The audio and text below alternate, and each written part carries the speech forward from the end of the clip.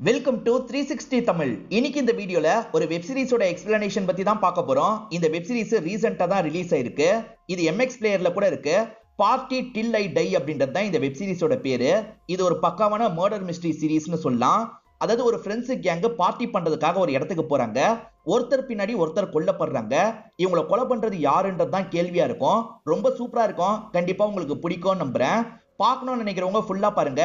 ஆனா ஹிந்தில மட்டும் தான் அவைலபிளா இருக்கு. எக்ஸ்பிளனேஷனுக்குள்ள போறதுக்கு முன்னாடி வீடியோக்கு ஒரு லைக் போடுங்க. அது மூலியமா இந்த வீடியோ இன்னும் நிறைய பேர்கிட்ட கொண்டு போய் சேர்க்கப்படும். மேற்கொண்டு டைம் வேஸ்ட் பண்ணாம நம்ம நேரடியா எக்ஸ்பிளனேஷனுக்குள்ள போயிடலாம். சீரிஸோட ஸ்டார்டிங் சீனே ஒரு ஃபார்ம் ஹவுஸ் நமக்கு காட்டுறாங்க. இங்க நிறைய கொலைகள்லாம் நடந்திருக்கு போல. இப்ப ஆளுங்க இருக்காங்கல்ல, இங்க இருந்து பாடி எல்லாம் கொண்டு போயிட்டு இருக்காங்க. இன்ஸ்பெக்டரும் யாராவது உயிரோட இருக்காங்களான்னு கேக்குறாரு. ஒருத்தங்க உயிரோட இருக்காங்கன்ற மாதிரி அசிஸ்டன்ட்டும் சொல்றாரு. உயிரோட இருக்கிறது ஆனா பெண்ணான்னு கூட நமக்கு தெரியல. இன்ஸ்பெக்டர் இருக்காரு பாத்தீங்களா, உயிரோட இருக்கவங்கள பாக்குறதுக்காக வந்துட்டு இருக்காரு. இங்கதான் பார்ட்டி டில் ஐ டைன்னு டைட்டில போடுறாங்க. 3 நாளைக்கு முன்னாடி நடந்த விஷயத்த நமக்கு காட்டுறாங்க. ஸ்டார்டிங்கே ஒரு ஸ்டுடியோவை காட்டுறாங்க. இந்த ஸ்டுடியோல சாக்கோன்ற ஒரு பொண்ணு இருக்கா. இவ இன்ஃபுளுசரா இருப்பா. இவளும் இவளோட ஃப்ரெண்டோ சேர்ந்து தான் இந்த இடத்த ரன் பண்ணிட்டு இருக்காங்க. அந்த ஃப்ரெண்டு பேரு தேவி அப்படின்றது. தேவியை பொறுத்த வரைக்கும் ரெபல் ஆர்மின்ற மாதிரி ஒரு கம்பெனி தான் ரன் பண்ணிட்டு இருக்காங்க போல. அதாவது துணியெல்லாம் டிசைனா ரெடி பண்றது தான் இவங்களோட வேலையா இருக்கும். அதை ப்ரமோட் பண்ணோம்ல, இது சார்ந்து ஒரு லேடி கிட்ட பேசிட்டு இருக்காங்க. அந்த லேடியும் போட்டோ ஷூட் மாதிரி எடுங்க, அப்பதான் மேற்கொண்டு சில விஷயங்கள் பண்ண முடியும் அப்படின்ற மாதிரிலாம் சொல்றாங்க.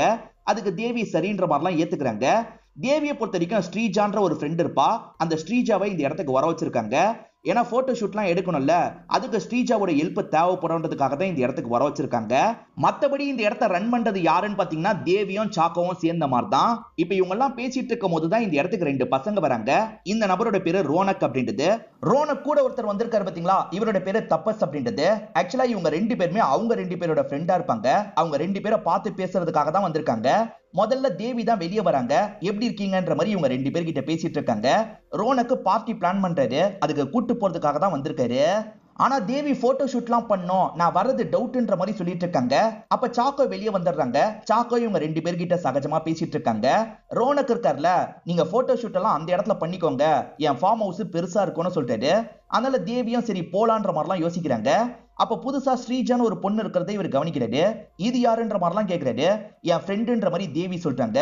இவருமே பேசி அறிமுகம் ஆயிடுறாரு. இப்பதான் ராஜ்குமார்னு ஒரு பையன் வரான். இவன் ரோனக் கிட்ட வேலை பார்க்குற பையன் போல. அங்க இருக்க பிராவெல்லாம் இவன் குறுகுறுன்னு பார்த்துட்டு இருக்கான். பார்த்தது போதும் கிளம்பலாம் அப்படின்ற மாதிரி இவங்க சொல்றாங்க. இப்ப ராஜ்குமாரும் சரின்ற மாதிரிலாம் ஏத்துக்கிறான். இதை தாண்டி இவங்களோட கேங்ல கேடின்னு ஒருத்தர் இருக்காரு. அதே சமயம் லைலான்ற ஒரு பொண்ணு இருக்காங்க. இவங்க எல்லாருமே சேர்ந்த மாதிரி இப்ப கோவாக்கு வந்துடுறாங்க. கோவால இருக்க ஒரு இடத்துல தான் கெஸ்ட் ஹவுஸ் இருக்கு போல. அங்கதான் இவர் கூட்டு வந்திருக்காரு. இப்ப எல்லாருமே கெஸ்ட் ஹவுஸ் நோக்கி தான் நடந்துட்டு இருக்காங்க. இந்த ரோனக்க பொறுத்த வரைக்கும் பெரிய பணக்காரனா இருப்பான். பணம் இருந்தாலே சிலர் ஒட்டிட்டு இருப்பாங்கல்ல, அந்த மாதிரி தான் தப்பாசி எப்பவுமே இவன் கூட ஒட்டிக்கிட்டே இருப்பாரு. இப்ப கூட இவனுக்கு ஐஸ் வைக்கிற மாதிரிலாம் பயங்கரமா பேசிட்டு இருக்காரு. இப்பதான் கேடியை நமக்கு காட்டுறாங்க. கேடி எப்படி இருக்கன்ற மாதிரிலாம் ரோனக்கு பேசுறாரு. நான் கேட்ட மாதிரி சரக்க கொண்டு வந்திருக்கேன்னு கேக்குறாரு. கொண்டு வந்திருக்கேன் அப்படின்ற மாதிரி கேடியும் இந்த இடத்துல சொல்றாரு. இந்த கேங்ல லைலான்னு ஒருத்தங்க இருக்கிறதா சொன்னோம் பாத்தீங்களா, அந்த லைலாவை இப்பதான் நமக்கு காட்டுறாங்க. ஆக்சுவலா இந்த லைலாவை பொறுத்த வரைக்கும் மாடலா இருப்பாங்க. இவங்க தான் ரோனக்கோட கேர்ள் ஃப்ரெண்டாவும் இருப்பாங்க. இப்ப நமக்கு சாக்கோவை காட்டுறாங்க. சாக்கோ டவர் கிடைக்குமான்னு பார்த்துட்டு இருக்காங்க. சாக்கோவிய ராஜ்குமார்ன்ற பையன் குறுகுறுன்னு பார்த்துட்டு இருக்கான். இதெல்லாம் பார்த்து கேடி டென்ஷன் வராது. ஏன்னா கேடியோட கேர்ள் ஃப்ரெண்டா தான் இந்த சாக்கோ இருப்பாங்க. ஆக மொத்தத்துல இந்த டீம்ல 2 ஜோடி இருக்காங்கன்னு நமக்கு தெரிய வருது. இப்ப சாக்கோ இருக்காங்கல்ல, டவர் கிடைச்சிருச்சு, ஒரு நியூஸ் பரவலா போயிட்டு இருக்கு, வாங்கன்ற மாதிரி சொல்றாங்க. எல்லாருமே என்ன ஏதுன்ற மாதிரி பாக்குறதுக்காக வராங்க.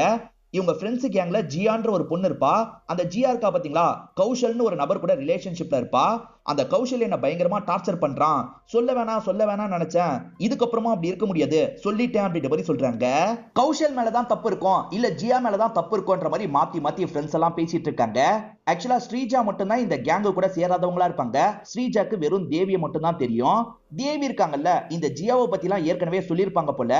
ஜியா உன்னோட க்ளோஸ் ஃப்ரெண்டுன்னு சொன்னல, போய் பார்க்கலாம்ல அப்படின்ற மாதிரிலாம் ஸ்ரீஜா கேக்குறாங்க. அதை விட இப்போதைக்கு இந்த போட்டோ ஷூட் தான் எனக்கு முக்கியம், அதனால முதல்ல போட்டோ ஷூட்டை பார்ப்போம், அதுக்கப்புறம் ஜியாவை பார்த்துக்கலாம் அப்படின்ற மாதிரிலாம் தேவி சொல்லிட்டாங்க.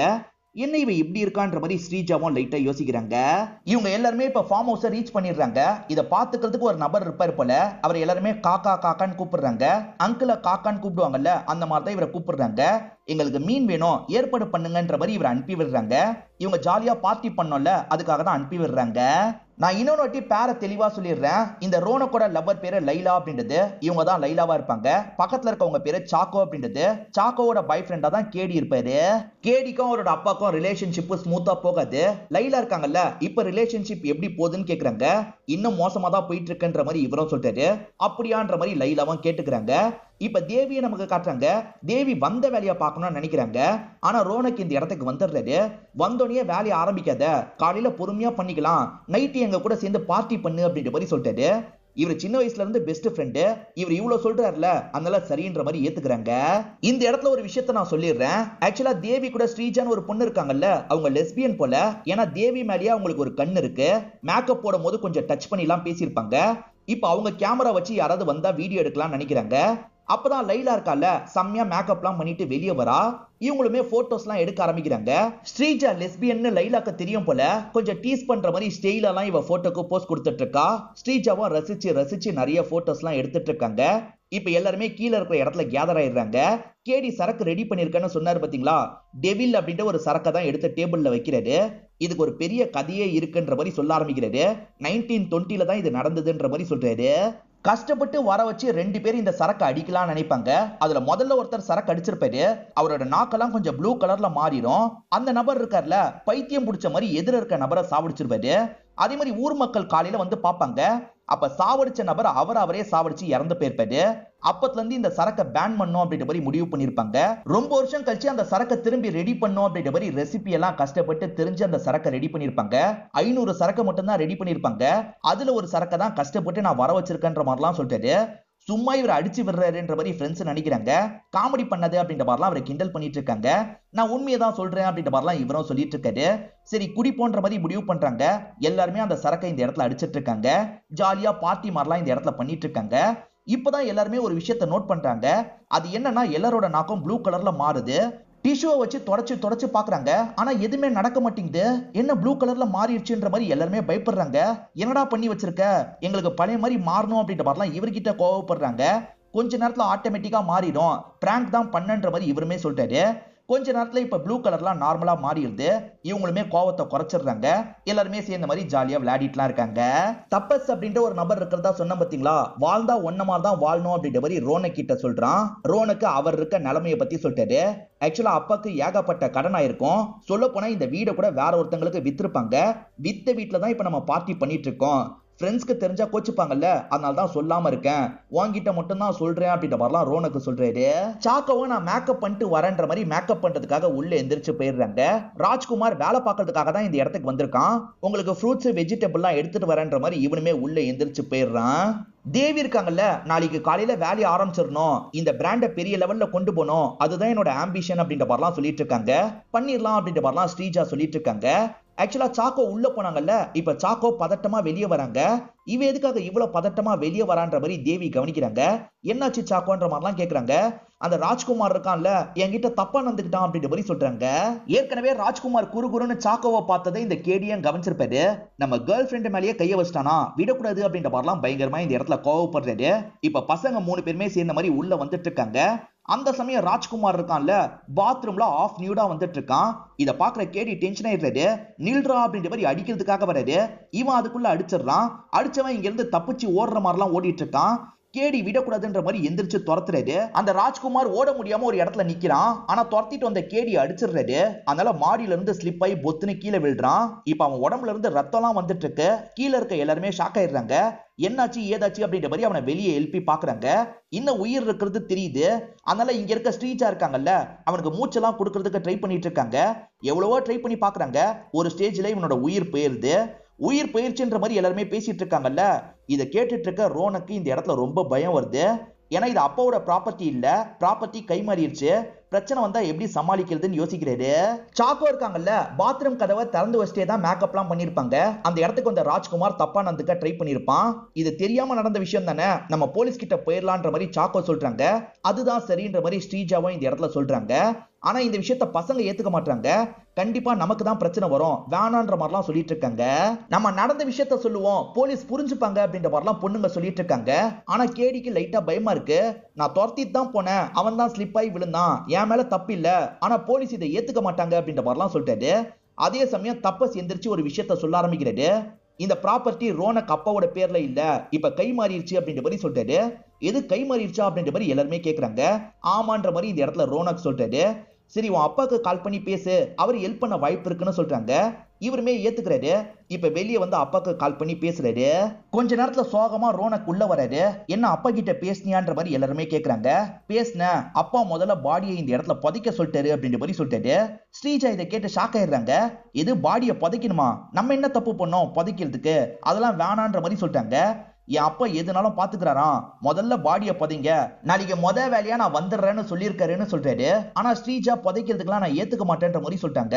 ஸ்ரீஜா நீ இந்த ஃப்ரெண்ட்ஸ் டீமே கிடையாது, தேவையில்லாம எங்களுக்குள்ள பிரச்சனையை உண்டாக்காத, ஒழுங்கா ஒத்துக்கோன்ற மாதிரிலாம் சொல்றாரு. எல்லாருமே சொல்றதுனால ஸ்ரீஜாவும் சரின்ற மாதிரிலாம் இந்த இடத்துல ஏத்துக்கிறாங்க. குறிப்பா தேவி சொல்றதுனால இவங்க சரின்ற மாதிரி ஏத்துக்கிறாங்க. இப்ப ஃப்ரெண்ட்ஸ் எல்லாருமே சேர்ந்த மாதிரி பக்கத்துல இருக்க காட்டு பகுதிக்கு வந்துடுறாங்க. அங்க குழி தோண்டி தான் பாடியை புதைக்கிறாங்க. இந்த ராஜ்குமாரை பொறுத்த வரைக்கும் ரோனக் கிட்ட ரொம்ப வருஷம் வேலை பார்த்தவனா இருப்பான். எல்லாரையும் போக சொல்லிட்டு அவன் பாடியை பார்த்த மாதிரி பேச ஆரம்பிக்கிறாரு.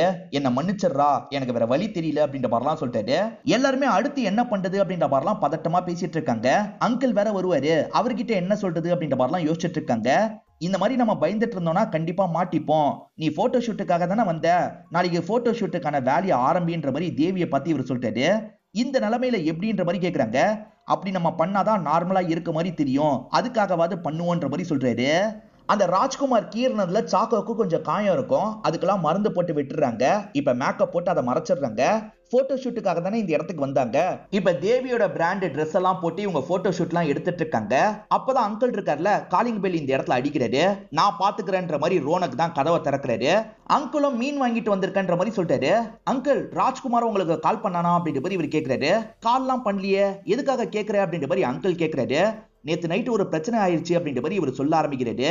சாக்கோ கிட்ட அந்த ராஜ்குமார் தப்பா நடந்திருக்கான், மத்த யாராவது இந்த விஷயத்த பண்ணிருந்தா போலீஸ் கிட்ட சொல்லியிருப்பேன், ஆனா பண்ணது ராஜ்குமார், கோவத்துல பயங்கரமா திட்டிட்டேன், இதுக்கப்புறம் இந்த இடத்துக்கு வராதான்னு துரத்தி விட்டுட்டேன், அதனாலதான் உங்களுக்கு கால் பண்ணானான்னு கேட்டேன் அப்படின்ற மாதிரிலாம் சொல்லிட்டாரு.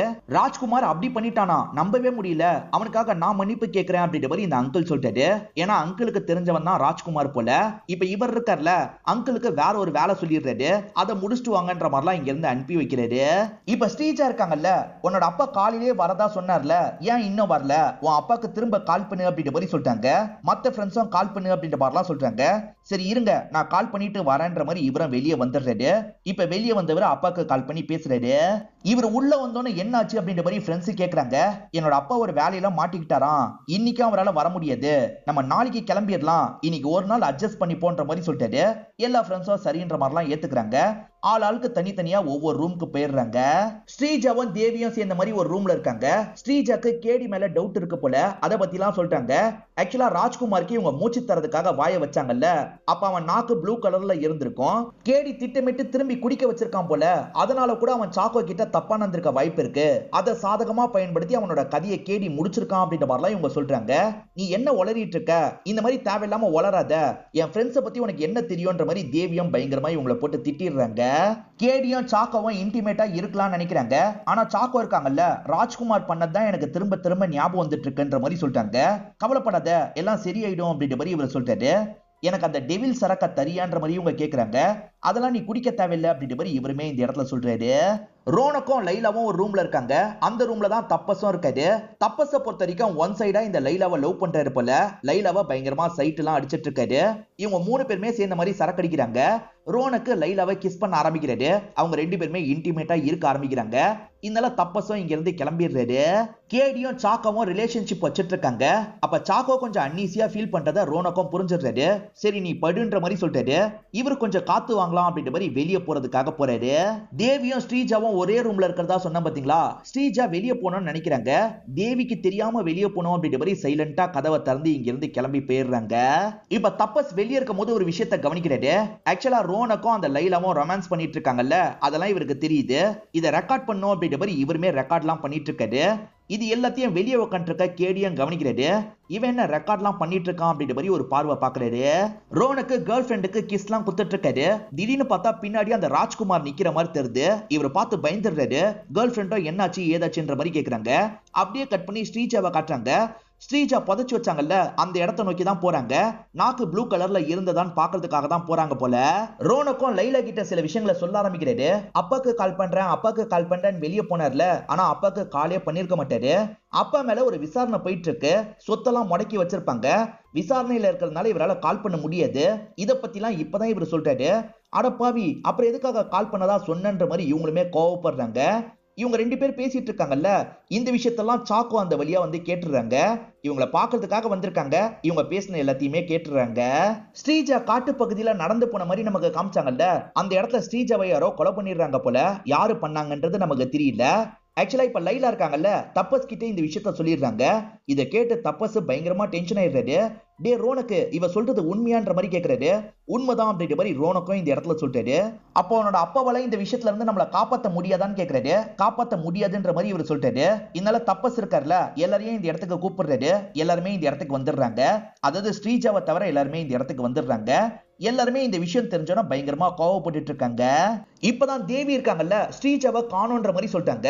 ரோனுக்கு டென்ஷன் வருது. அவ வேற போலீஸ் கிட்ட சொல்லணும்னு சொல்லிட்டு இருந்தா, ஒருவேளை போலீஸ் கிட்ட சொல்றதுக்காக போயிட்டா போல. அவ எங்க இருக்கான்னு உடனே கண்டுபிடிக்கணும் அப்படின்ற மாதிரி சொல்றாரு. 3 பேர் இங்கே இருங்க, நாங்க 3 பேர் போயிட்டு வரோன்ற மாதிரி ரோனக்கு சொல்றாரு. ரோனக்கு, கேடி, அதுக்கப்புறம் தேவி, இவங்க 3 பேர் சேர்ந்த மாதிரி தான் ஸ்ரீஜா எங்கன்ற மாதிரி ஒவ்வொரு இடமா தேடிட்டு இருக்காங்க.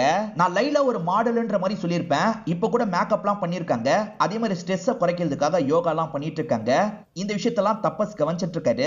பக்கத்துல உட்காந்து சாக்கவும் இந்த விஷயத்தை கவனிக்கிறாங்க. அவளை உனக்கு பிடிக்கும் தானேன்னு கேக்குறாங்க. இவர் பதிலே சொல்ல மாட்டாரு. உனக்கு பிடிக்கும்னு எனக்கு தெரியும்ன்ற மாதிரிலாம் சொல்றாங்க. என்னைக்கு அவ ரோனக்க லவ் பண்ண ஆரம்பிச்சாலோ அன்னைக்கே நான் மறந்துட்டேன்னு சொல்றாரு. ஆனா இந்த விஷயத்த சாக்கோ நம்பவே மாட்டாங்க. இவங்க 3 பேரை நமக்கு காட்டுறாங்க. ஒவ்வொரு பக்கம் பிரிஞ்சு தேடிட்டு இருக்காங்க. அப்படி தேடி வந்துட்டு இருக்கவங்க ஒரு ஸ்டேஜ்ல பாடியை பாத்துடுறாங்க. முதல்ல தேவி தான் பாடியை பாக்குறாங்க. இப்ப கத்தி ஃப்ரெண்ட்ஸை வர வச்சிடுறாங்க. இப்ப ஃப்ரெண்ட்ஸ் எல்லாருமே சேர்ந்து பாடியை பார்த்து ஷாக் ஆயிடுறாங்க. ஸ்ரீஜா கடைசியா கேடிய சந்தேகப்பட்டிருப்பா. அதெல்லாம் இவங்களோட மைண்டுக்குள்ள ஓடிட்டு இருக்கு. இப்ப எல்லாருமே பாடியை முதல்ல அந்த இடத்துக்கு கொண்டு போயிடலாம் நினைக்கிறாங்க. இவங்க வீடு இருக்குல்ல, அந்த இடத்துக்கு பாடியை இவங்க 3 பேர் சேர்ந்த மாதிரி தூக்கிட்டு வந்துடுறாங்க. இப்ப மத்த ஃப்ரெண்ட்ஸையும் கூப்பிட்டு இந்த இடத்துக்கு வர வச்சிடுறாங்க. இப்ப எல்லாருமே வந்ததுக்கு அப்புறம் தேவி இருக்காங்கல்ல, கேடி தான் இதை பண்ணிருக்க வாய்ப்பு இருக்குன்னு சொல்றாங்க. இது நான் பண்ண வாய்ப்பு இருக்கா? நான் எதுக்காக பண்ண போறேன் அப்படின்ற மாதிரி கேடியோ இந்த இடத்துல கேட்டுட்டு இருக்காரு. ராஜ்குமார் இறந்து போனான்ல, அவனோட நாக்கு ப்ளூ கலர்ல இருந்ததை ஸ்ரீஜா பாத்திருக்கா. இவன் தான் சரக்கு கொடுத்து இதை பண்ண வச்சிருக்கான் போல. அது ஸ்ரீஜாக்கு தெரிஞ்சிருச்சுன்னு தெரிஞ்சோன்னா ஸ்ரீஜாவோட கதையை முடிச்சிருக்கான் அப்படின்ற மாதிரிலாம் இவங்க சொல்லிட்டு இருக்காங்க. நான்லாம் எதுவுமே பண்ணலன்ற மாதிரி கேடி சொல்லிட்டு இருக்காரு. அதுக்கு தேவி இருக்காங்கல்ல, நம்ம அவனோட நாக்கை செக் பண்ணி பார்ப்போம். ப்ளூ கலர்ல இருந்ததுன்னா கண்டிப்பா இவன் தான் எதையோ கலந்து தந்திருக்கான்ற மாதிரி சொல்லிட்டாங்க. இப்ப ஃப்ரெண்ட்ஸ் ராஜ்குமார புதைச்ச இடத்துக்கு வந்துடுறாங்க. அவன் நாக்க ஓபன் பண்ணி பாக்குறாங்க. ப்ளூ கலர்ல தான் இருக்கு. நீ என்னடா கலந்து தந்த அப்படின்ற மாதிரிலாம் கேடியை பார்த்து கேக்குறாங்க. நான் என்ன கலந்து தந்தேன், நானா எதுவுமே கலந்து தரலன்ற மாதிரி கேடி சொல்றான். ஆனா கேடியை சந்தேகப்படுற மாதிரி இவங்க எல்லாருமே கேள்வி மேல கேள்வி கேக்குறாங்க. கேடியோட அப்பா நிறைய குற்றம்லாம் பண்ணிருப்பாரு போல. அப்பாவும் மாதிரியே தான் இவனும் இருக்கான்ற மாதிரி சொல்லிடுறாங்க. இதை கேட்டு கேடி ஒரு ஸ்டேஜ்ல டென்ஷன் ஆயிடுறாரு. இப்போ ஒரு கல் எடுத்து சட்டுன்னு இவங்க மேல வீசுறாரு. அந்த கல் இருக்கு பாத்தீங்களா, இங்க இருக்க லைலாவோட மூஞ்சிலேயே பட்டுது. மூஞ்சில பட்டதுல மூஞ்சில இருந்து ரத்தம்லாம் வந்துட்டு இருக்கு. இத பாக்குற ரோனுக்கு டென்ஷன் ஆயிடுறாரு. ஒரு அடி அடிச்சு இவரை மயக்கமாக்கிறாரு. ஸ்ரீஜாவை தவிர இவங்க 6 பேருமே ஃப்ரெண்ட்ஸ்ன்ற மாதிரி சொன்னோம் பாத்தீங்களா, இவங்க 6 பேருமே சேர்ந்து பேசின விஷயத்தெல்லாம் இவர் யோசிச்சு பார்த்துட்டு இருக்காரு. இப்ப இவர் கண் முழிச்சு பார்க்கும் போது இவரை லாக் பண்ணி வச்சிருக்கிறது இவருக்கு தெரிய வருது. என்ன நம்மள லாக் பண்ணி வச்சிருக்காங்கன்னு கேடியும் ஃபீல் பண்றாரு. லைலாவை பொறுத்த வரைக்கும் அழகுல ரொம்ப கான்சியஸா இருப்பாங்க. இப்ப மூஞ்சில அடிபட்டுச்சுல, ரொம்ப அசிங்கமா இருக்கான்ற மாதிரிலாம் கேக்குறாங்க. அப்படிலாம் இல்ல, அசையாத, பிளாஸ்டர் ஒட்டுறன்ற மாதிரி ஒட்டிலாம் விட்டுட்டு இருக்காங்க. கேடி தான் பண்ணிருப்பான்ற மாதிரி ரோனுக்கு முடிவே எடுத்துறாரு போல. கேடி இப்படி பண்ணுவான்னு கொஞ்சம் கூட எதிர்பார்க்கல அப்படின்ற மாதிரிலாம் சொல்லிட்டாரு. அவன் எதுக்காகடா பண்ண போறான், அவன் பண்ணிருப்பான்னு எனக்கு தோணல அப்படின்ற மாதிரி தப்பாசம் இந்த இடத்துல சொல்லிட்டு இருக்காரு. இப்ப கேடி இருக்கார்ல, கொஞ்சம் கொஞ்சமா நிமிந்து உக்காந்துடுறாரு. இப்ப கேடியை பாக்குறதுக்காக கேர்ள் ஃபிரெண்டு சாக்கோ இந்த இடத்துக்கு வந்துடுறாங்க. கேடி நீ ஓகே தானே, இந்த தண்ணி குடி அப்படின்ற மாதிரி தண்ணி எல்லாம் தராங்க. பேபி நான் கொலைலாம் பண்ண மாட்டேன்னு உனக்கு தெரியும்ல, ப்ளீஸ் என்ன காப்பாத்து அப்படின்ற மாதிரிலாம் இவர் கேட்கிறாரு. ஆக்சுவலா அவனுக்கு நீ தான் சரக்க ஊத்தி தந்திருக்க, என்கிட்ட தப்பா நந்துக்க வச்சிருக்கன்ற மாதிரிலாம் சந்தேகப்படுறாங்கடா. நான் உன்னை நம்புறேன், கவலைப்படாத. எப்படியாவது அவங்க கிட்ட பேசி சீக்கிரமா உன்னை ரிலீஸ் பண்ணிடுறேன் அப்படின்ற மாதிரிலாம் சொல்றாங்க. சரின்ற மாதிரி இவருமே இந்த இடத்துல ஏத்துக்கிறது. ஸ்ரீஜா ஒரு குறிப்பிட்ட டைம் தானே இறந்து போயிருக்காங்க. அந்த டைம்ல எல்லாருமே என்ன பண்ணிட்டு இருந்தோம், மாத்தி மாத்தி கேட்டு போன்ற மாதிரி கேட்டுட்டு இருக்காங்க. அந்த சமயம் எல்லாருமே வீட்டுக்குள்ள இருந்த மாதிரி தான் சொல்றாங்க. அதாவது ரூம்குள்ள இருந்த மாதிரி தான் சொல்றாங்க. எல்லாருமே ரூம்குள்ள இருந்திருக்கோம். கேடி மட்டும் தான் எங்க இருந்திருக்கான்றது தெரியல. கேடி தான் இந்த விஷயத்த பண்ணிருக்க வாய்ப்பு இருக்குன்ற மாதிரி ரோனக்கு சொல்றாரு. இந்த 2 கொலையை அவன் தான் பண்ணிருக்கான். நம்ம போலீஸ் கிட்ட இதை இன்ஃபார்ம் பண்ணிடுவோம். அவனை மாட்டி விட்டுட்டா நம்ம தப்பிச்சிடலாம் அப்படின்ற மாதிரிலாம் ரோனக்கு சொல்றாரு. ஆனா கேர்ள் ஃபிரெண்ட் இருக்காங்கல்ல, கண்டிப்பா கேடி இப்படி பண்ணிருக்க மாட்டான் அப்படின்ற மாதிரி சொல்லிட்டாங்க. அதே சமயம் தப்பாசும் அப்படி பண்ணிருக்க வாய்ப்பு இல்லைன்ற மாதிரிலாம் சொல்லிட்டு இருக்காரு. ஆனா ரோனக்கு இவங்க சொல்றதை ஏத்துக்க மாட்டாரு. கண்டிப்பா அந்த கேடி தான் இந்த விஷயத்த பண்ணிருக்கான், நம்ம போலீஸ் கிட்ட ரிப்போர்ட் பண்ணோம் அப்படின்ற மாதிரிலாம் சொல்லிட்டாரு. சரி எதுனாலும் காலையில பேசிக்கலாம் அப்படின்ற மாதிரி இவங்க எல்லாருமே முடிவு பண்றாங்க. சாக்கோவால கேடி இதை பண்ணிருப்பாருன்றத நம்பவே முடியல. கேடி இப்படிலாம் பண்ணிருக்க வாய்ப்பு இல்லைன்ற மாதிரிலாம் தப்பஸ் கிட்ட சொல்லிட்டு இருக்காங்க. எனக்கும் அப்படிதான் தோணுது, இந்த 2 கொலை கேஸ்ல இருந்து தப்பிக்கிறதுக்காக ரோனக் இப்படி பண்றானோன்னு தோணுது அப்படின்ற மாதிரிலாம் சொல்லிட்டு நான் ரோனக் கிட்ட பேசி பார்க்க போறேன் அப்படின்ற மாதிரி சாக்கோ இருக்காங்கல்ல, ரோனக்கோட ரூம்குள்ள போயிடுறாங்க. ரோனக்கு அவரோட கேர்ள் ஃபிரெண்டுக்கு சமாதானம்லாம் சொல்லிட்டு இருக்காரு. இது எல்லாம் முடியட்டும், நம்ம வேற ஒரு ட்ரிப்புக்கு போலான்ற மாதிரி கேர்ள் ஃபிரெண்டு கிட்ட பேசிட்டு இருக்காரு. இந்த மாதிரி பேசிட்டு இருக்கும் போது தப்பஸ் இந்த இடத்துக்கு வந்துடுறாரு. ஏண்டா இங்க இவ்வளவு பிரச்சனை நடக்குது, அதுக்குள்ள அடுத்த ட்ரிப்புக்கு பிளான் போடுற, என்னதாண்டா உன் கதை அப்படின்ற மாதிரிலாம் லைட்டா கோவப்படுறாரு. இங்க ஜாலியா பார்ட்டி பண்ணலான்றதுக்காக தான் வந்தோம், ஆனா இப்படி நடந்துருச்சுல, அதனால தான் கேர்ள் ஃபிரெண்ட வேற ஒரு பார்ட்டிக்கு கூட்டு போலான்னு நினைக்கிறேன், இதுல என்ன தப்பு இருக்கு அப்படின்ற மாதிரி ரோனக் சொல்லிட்டாரு. ரோனக் தான் இந்த தப்பஸ்க்கு நிறைய ஸ்பான்சர்லாம் பண்ணுவாரு போல. இதுக்கப்புறம் என்னால ஸ்பான்சர்லாம் பண்ண முடியாது, என் அப்பவே இப்ப கஷ்டத்துல இருக்காரு, புரிஞ்சுக்கோ அப்படின்ற மாதிரிலாம் சொல்றாரு. இப்ப தப்பஸோட முகமே மாறிடுது. இவன் நம்மள கழட்டி விடணும்னு யோசிக்கிறான், எப்பவுமே நம்மள கூட கூட தானே சேர்த்துப்பான், இப்ப எதுக்காக இப்படி கழட்டி விட யோசிக்கிறான் அப்படின்ற மாதிரிலாம் யோசிக்கிறாரு.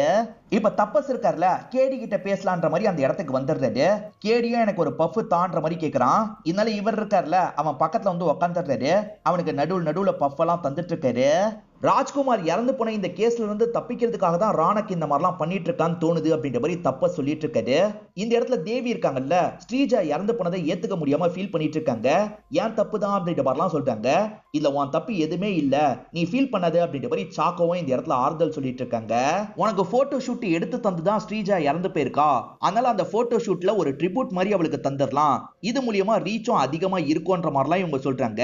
அவ இறந்து போன விஷயத்தை என்னால ப்ரொமோஷனா பண்ண முடியாது அப்படின்ற மாதிரி தேவியும் இந்த இடத்துல ஃபீல் பண்ணிட்டு இருக்காங்க.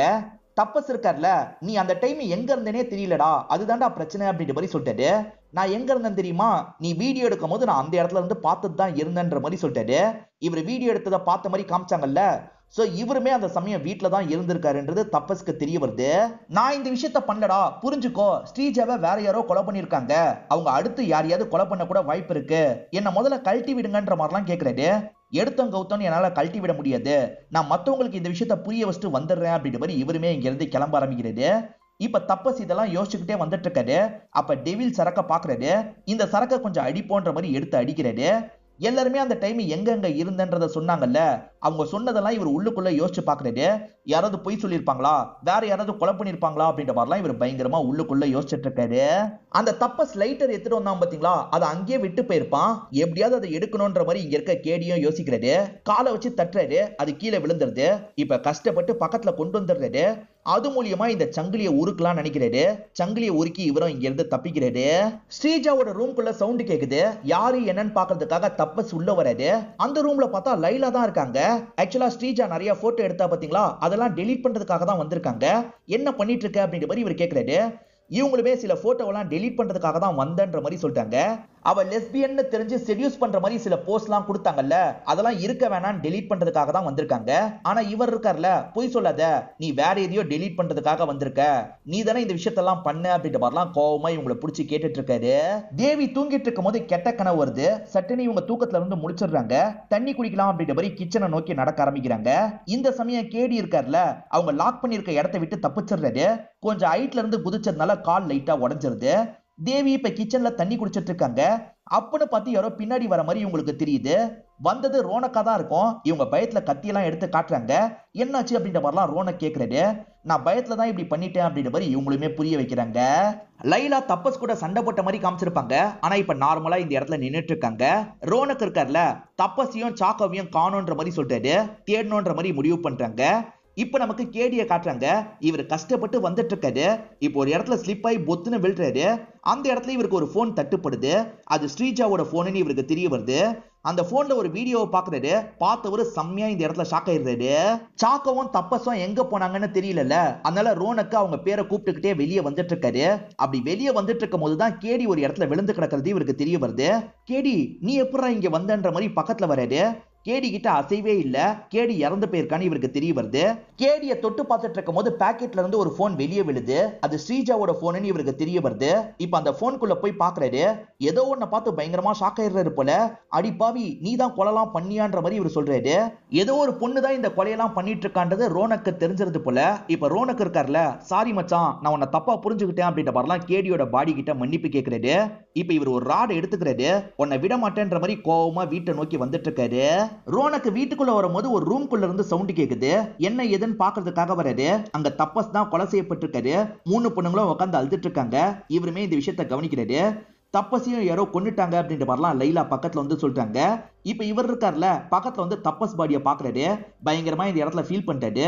நீ தான் இதுக்கு காரணம் அப்படின்ற மாதிரி சொல்றாரு. யாரை பார்த்து சொல்றாருன்னா சாக்கோவை பார்த்து சொல்றாரு. நான் காரணமா? நாளா எதுவுமே பண்ணலன்னு சொல்றாங்க. ஆனா இவர் கோவத்துல கழுத்தை நெரிச்சிட்டு இருக்காரு. அவங்க தப்பிக்கிறதுக்காக ஒரு ஆயுதத்தை வச்சு மண்டிலேயே அடிக்கிறாங்க. தற்காப்புக்காக தான் இந்த விஷயத்த பண்ணிருப்பாங்க. இப்ப மத்த 2 பொண்ணுங்க இருக்காங்கல்ல, இவ காரணம் எப்படி சொல்ற, ஏதாவது ப்ரூஃப் இருக்கான்ற மாதிரி கேக்குறாங்க. என்கிட்ட ப்ரூஃப் இருக்குன்ற மாதிரி இவருமே வேகமா போன் எடுக்கிறாரு. போன்ல இருக்க ஒரு வீடியோவை காட்டலாம் நினைக்கிறாரு. பார்த்தா போன் டேமேஜ் ஆயிருது போல. இவரால் அந்த வீடியோவை காட்ட முடியல. போன் ஒர்க் ஆகல அப்படின்ற மாதிரிலாம் சொல்றாரு.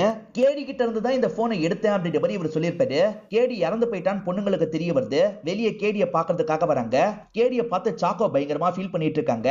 பாய் ஃப்ரெண்ட்ல, அதனால தான் இந்த அளவுக்கு ஃபீல் பண்ணிட்டு இருக்காங்க. ஆனா ரோனக் இருக்கார்ல, ரொம்ப நடிக்காத, இவனையும் கண்டிப்பா நீ தான் கொலை பண்ணிருக்க வாய்ப்பு இருக்கு, நான் அந்த வீடியோவை பார்த்துட்டேன் அப்படின்ற மாதிரிலாம் சொல்றாரு.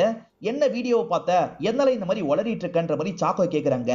இந்த ரோனக்கு மூளை குழம்பி போயிடுச்சுன்னு நினைக்கிறேன், இவன் தான் கேடியை கூட கொலை பண்ணிருக்க வாய்ப்பு இருக்குன்னு சாக்கோ சொல்றாங்க.